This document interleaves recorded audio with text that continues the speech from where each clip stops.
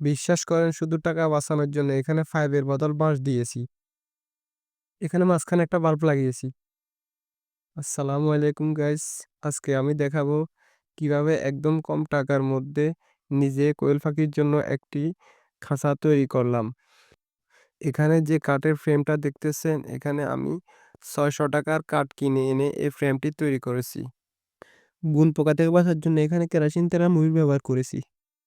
বাজার থেকে নিয়ে আসলাম 1/2 ইঞ্চি ও 1 ইঞ্চি পরিমাণ মতো নেট। পাখির পায়ের নিচে যে নেটটি দিবেন সেটি অবশ্যই যাতে 1/2 ইঞ্চি হয়। এতে করে পাখি যাতে চলাফেরার সমস্যা না হয়। আপনি যদি 1 ইঞ্চি নেট দেন তাহলে পাখির ফান ওই নেট দিয়ে পড়ে যাবে এবং এতে পাখি খুব অস্বস্তি বোধ করবে। আমি এখানে প্রায় ৳২,০০০ নেট কিনেছি। শুধু বড় অ্যামাউন্ট এটাই, আর কোনো বেশি খরচ হয় নাই। এখানে আমার ফেরাক লেগেছে প্রায় ৳200 মতো। বেশি চওড়া ও মোটা কাঠ ব্যবহার না করাই ভালো। এতে আপনার অনেক অংশ কষ্ট কমে যাবে। সবকিছু মিলিয়ে মোট ৳৩,০০০ মধ্যে আমার এই খাঁচাটি কমপ্লিট তৈরি হয়ে গেছে। আমি চেষ্টা করছি কিভাবে খুব কম টাকা দিয়ে একটি খাঁচা তৈরি করা যায়। এজন্য আমি সবকিছু নিজে করার চেষ্টা করেছি। কেমন হয়েছে আপনারা দেখে অবশ্যই বলবেন। আর আমার চ্যানেল এটা যেহেতু নতুন, আপনারা অবশ্যই সাবস্ক্রাইব করে পাশে থাকবেন। 5 ফিট বাই 3 ফিটের এই খাঁচাতে আমি কয়টা কোয়েল পাখি পালন করতে পারবো এবং কয়টা মুরগি পালন করতে পারবো আপনারা অবশ্যই জানাবেন। যেহেতু আমি খাঁচাটা বড় করে বানাতেছি, যাতে পরবর্তীতে আমি কোয়েল পাখি না হলে মুরগি পালন করতে পারবো এই 2টা খাঁচায়।